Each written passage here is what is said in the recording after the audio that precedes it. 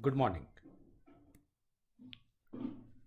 चलो कि लास्ट में આપણે ઉદાહરણ નંબર 7.1 ને કેલ્ક્યુલેટ કરી ચૂક્યા।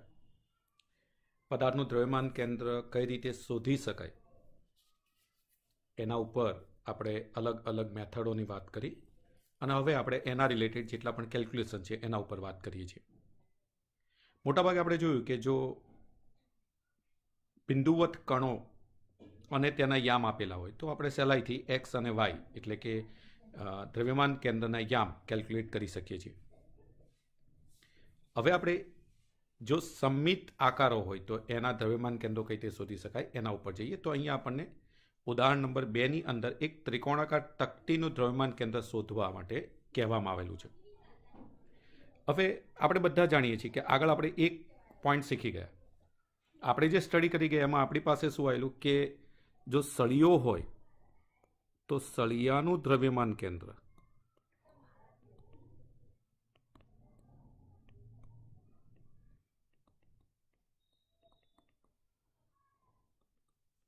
તેના મધ્ય કેન્દ્ર પર હોય।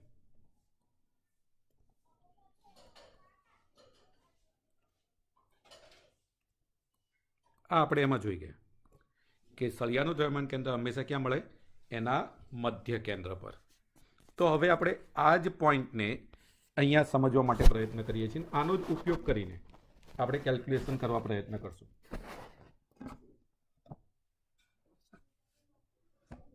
હવે અહીંયા આપણે પહેલું તો શું કરીએ કે જેમ અહીંયા આપણે સળિયો લીધો એટલે આપણે શું કરશું, આ ત્રિકોણને નાના નાના સળિયાના સ્વરૂપમાં ધારો કે વિભાજિત કરી દઈએ।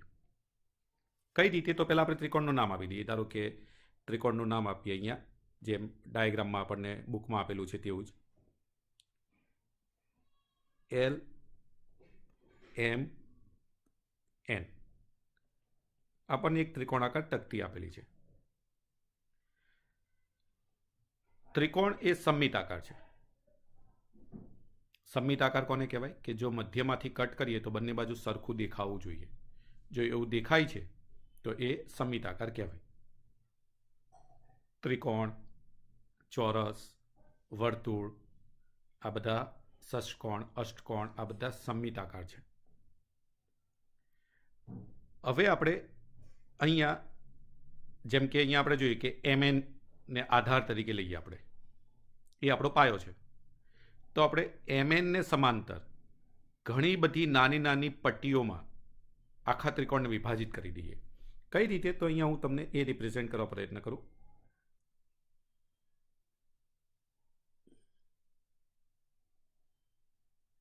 નાની નાની સ્ટ્રીપમાં આપણે એને વિભાજિત કરી દઈએ। તો હવે ઘણી બધી સ્ટ્રીપને પહેલાં ડ્રો કરી નાખીએ।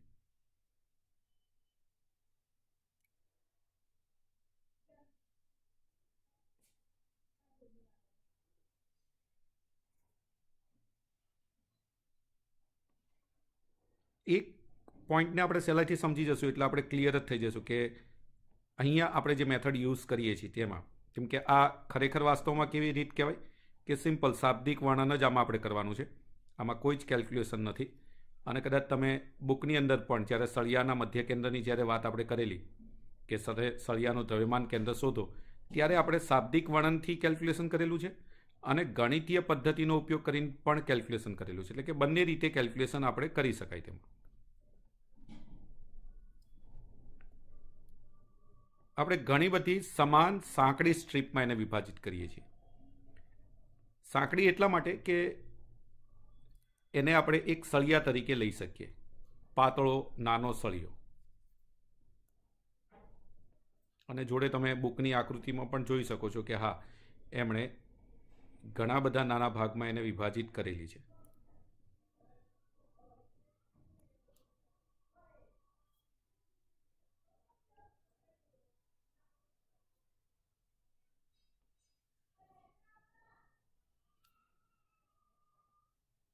ચલો, ઘણી બધી સ્ટ્રીપમાં એને વિભાજિત કરી દીધો આપણે। ધારો કે MN ને સમાંતર સ્ટ્રીપ લીધી। હવે ધારો કે નીચેનો જે ભાગ છે મતલબ કે આ ભાગ, તો એક નાનો સળિયો થઈ ગયો। અને આપણે જાણીએ છીએ કે આ સળિયાનું દ્રવ્યમાન કેન્દ્ર તેનું મધ્ય કેન્દ્ર હશે। ક્લિયર છે કે એનું મધ્ય કેન્દ્ર એક્ઝેક્ટ મિડલમાં આપણને મળશે। એક્ઝેક્ટ મિડલમાં એટલે એવરેજ આની જે લંબાઈ છે એનું એક્ઝેક્ટ આપણે મિડલ લઈએ તો અહીંયા મળશે આપણને.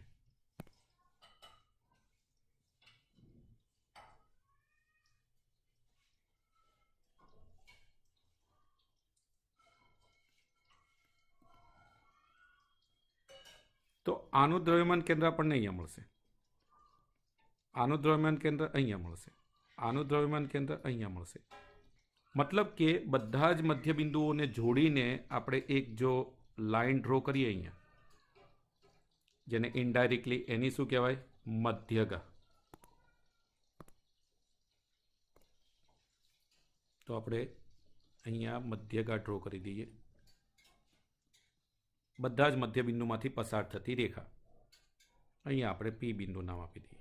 તો એલપી એની મધ્યગા થઈ. આવી જ મધ્યગા તમે અહીંયા પણ ડ્રો કરી શકો. તો હા, અહીંયા પણ તમે એક મધ્યગાને ડ્રો કરી દો.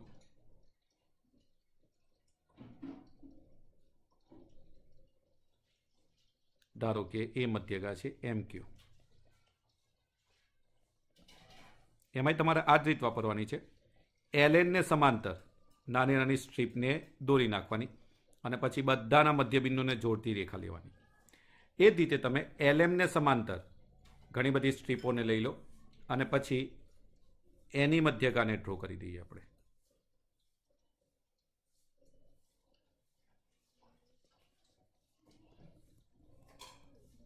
તો આ રીતે આપણને અહીંયા એમક્યુ મધ્યગા મળશે, એલપી મધ્યગા મળશે અને એનઆર મધ્યગા મળશે. અને ત્રણે ત્રણ જે જગ્યાએ છેદશે તે એનું શું હશે? દ્રવ્યમાન કેન્દ્ર. તો અહીંયા જે દ્રવ્યમાન કેન્દ્ર આપણને મળ્યું જી એ ત્રિકોણનું મધ્ય કેન્દ્ર છે. મતલબ કે સમમિતિ ધરાવતા પદાર્થો જો આપણે લેવામાં આવે તો સમમિતિ ધરાવતા પદાર્થના ભૌમિતિક કેન્દ્રો એ જ તેના દ્રવ્યમાન કેન્દ્રો છે. આ પોઈન્ટને ખાસ યાદ રાખજો બધા.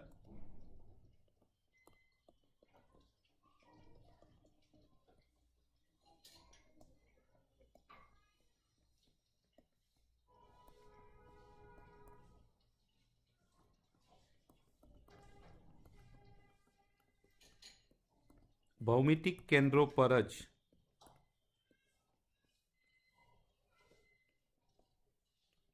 દ્રવ્યમાન કેન્દ્ર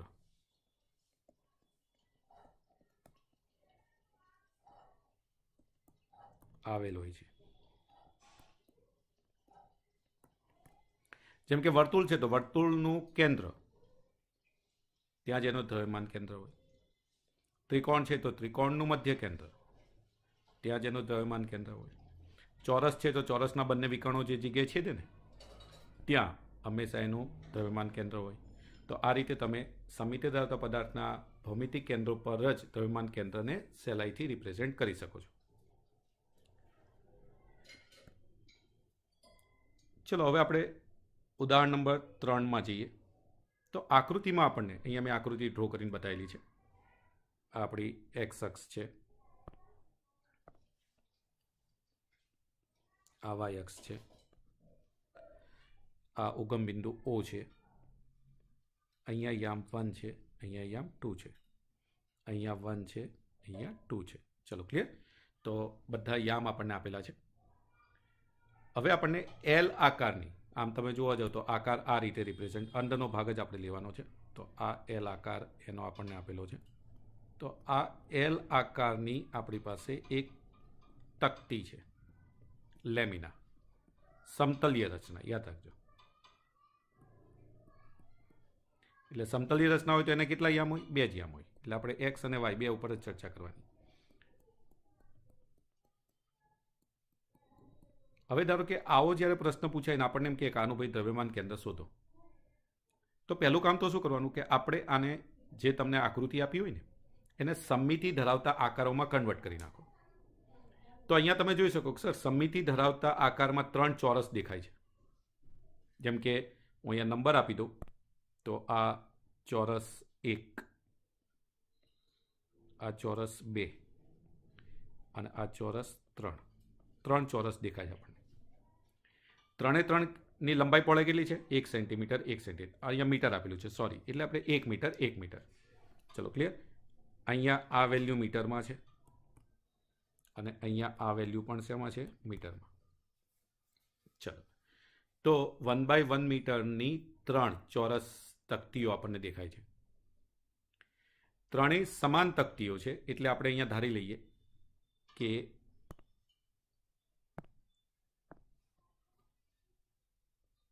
ધારો કે ત્રણેય તકતીઓ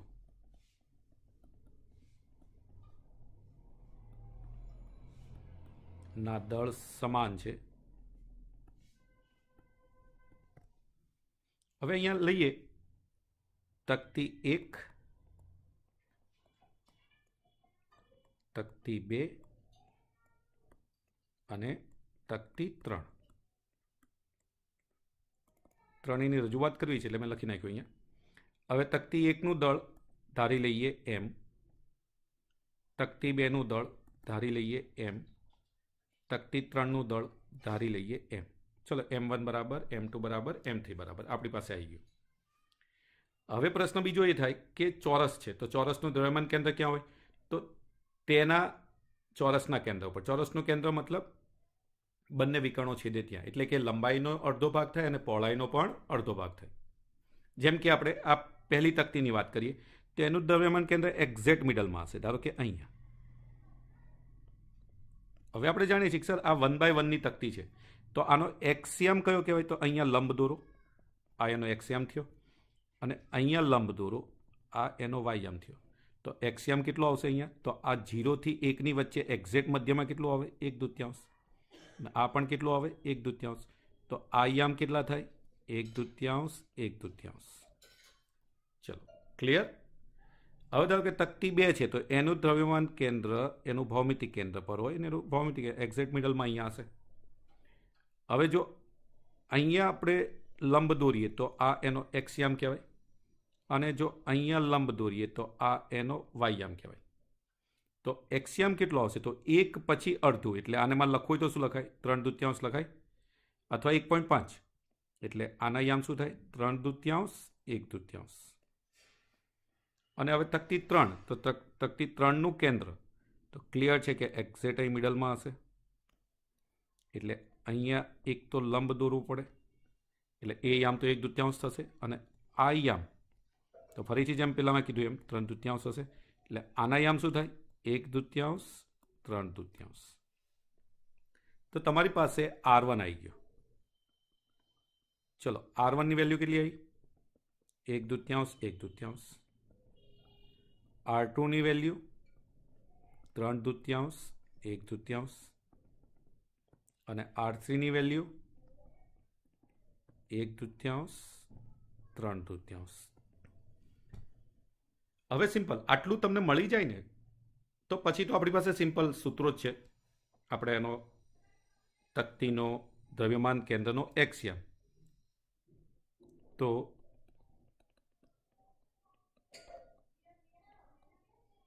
દ્રવ્યમાન કેન્દ્રના યામ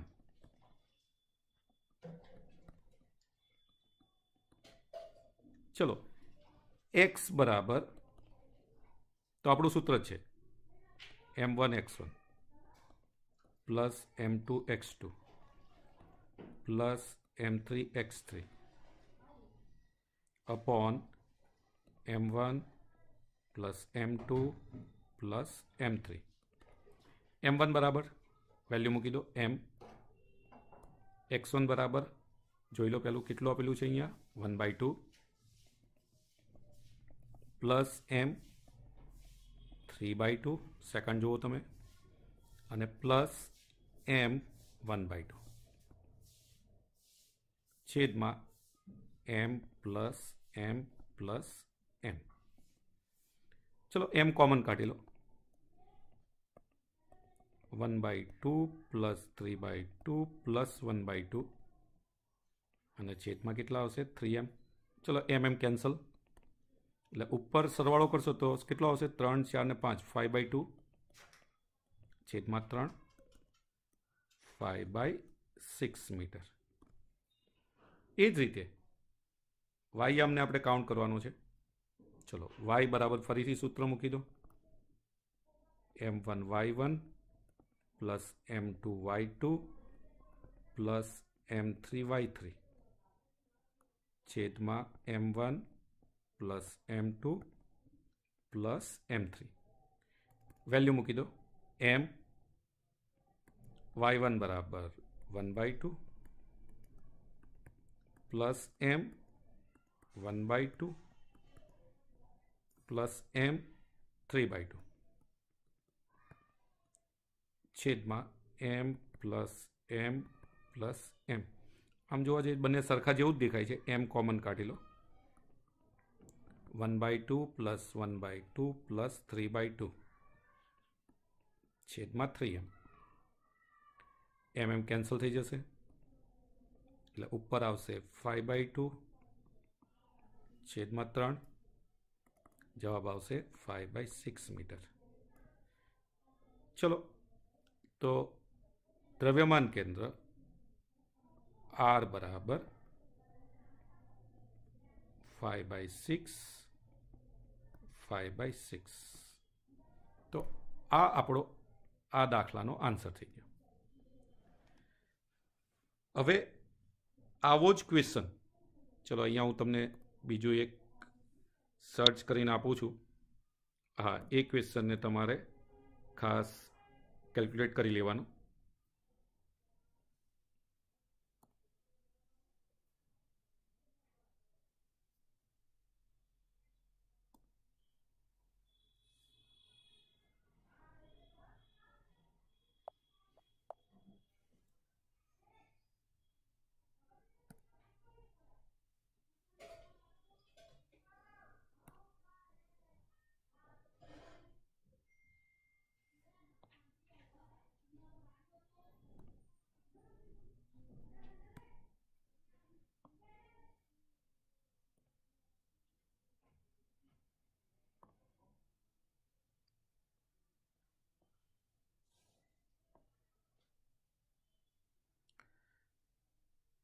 ચલો અહીંનું એક ઓવરવ્યૂ તમને આપી દઉં છું કે અહીંનું જે ઉદાહરણ નંબર 1 જે સાઈડમાં તમને દેખાય છે, બરાબર, આવો જ દાખલો આપણે એક કેલ્ક્યુલેટ કરી ચૂકેલા છીએ. બરાબર, m1 m2 m3 અહીંયા આપણને 3 જુદા જુદા દળ આપેલા છે અને m1ની સાપેક્ષે આ તંત્રનું દ્રવ્યમાન કેન્દ્ર શોધો. મોટાભાગે મેં તમને કીધું છે 3 કણ અહીંયા ત્રિકોણ બનાવે છે, સમબાજુ ત્રિકોણ છે. એટલે આપણે જે કેલ્ક્યુલેશન કર્યું છે એવું જ કેલ્ક્યુલેશન અહીંયા એ લોકોએ, પણ અહીંયા ડાયરેક્ટ એ લોકોએ RCM કેલ્ક્યુલેશનમાં પુટઅપ કરીને કેલ્ક્યુલેશન બતાવેલું છે. ઓકે, અહીંયા મેં સાઈડમાં આન્સર એટલે મૂકેલો છે કે તમારે આને સમજી લેવાનો છે એકવાર કમ્પ્લેટ. ધારો કે હું અહીંયા 2 મિનિટ એને રહેવા દઉં છું, હોલ્ડ કરું છું, એનો મતલબ એવો થઈ ગયો કે તમારે એકવાર એ ક્વેશ્ચનને ચેક કરી લેવાનો કે રકમની અંદર શું આપેલું છે. 3 યામ આપણે શોધવાના થાય. અહીંયા બાજુની લંબાઈ નથી આપી એટલે એ બાજુની લંબાઈ એવું આપેલું છે. એટલે જેમ મેં તમને કીધું એક ઉગમ બિંદુ પર છે એટલે 0 0 યામ થાય. બીજું x અક્ષ પર બિંદુ લેવાનું એટલે એ 0 યામ થાય. અને ત્રીજા યામ મેં તમને કીધું છે એ cos θ એ sin θ એટલે એ cos 60 એ sin 60. તો એના આધારે a/2 અને √3 a/2 એટલે તમારી પાસે R1 R2 R3 આ 3 મળી જાય. અને પછી RCM બરાબર આપણું સીધું સૂત્ર છે m1 R1 plus m2 R2 plus m3 R3 upon m1 plus m2 plus m3.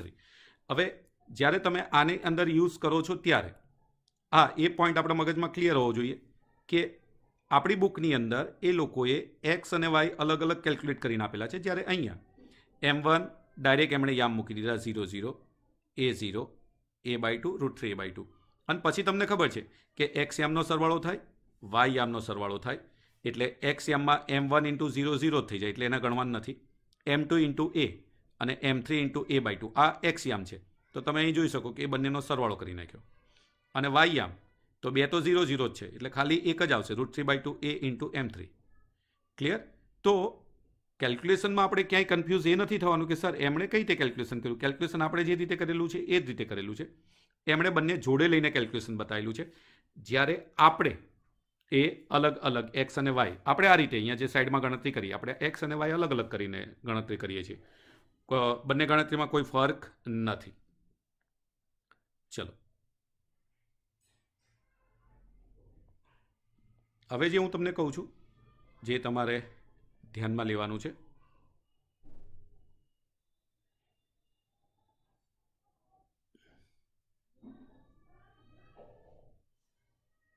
ચલો, આ જે 10મો દાખલો અહીંયા દેખાય તમને, ક્લિયર?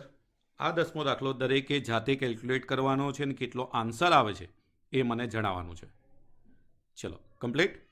ક્વેશ્ચનને હું 2 મિનિટ અહીંયા રહેવા દઉં છું, જેથી કરીને તમે એને કમ્પ્લીટ નોટની અંદર રાઇટઅપમાં લઈ શકો. જેવો આ પ્રશ્ન છે સેમ અહીંયા આપણે એલ આકારનો તકતી આપેલી છે. અહીંયા તમે જુઓ છો કે આકાર ડિફરન્ટ છે, પણ હા, હવે તમને બધાને ખબર હોવી જોઈએ.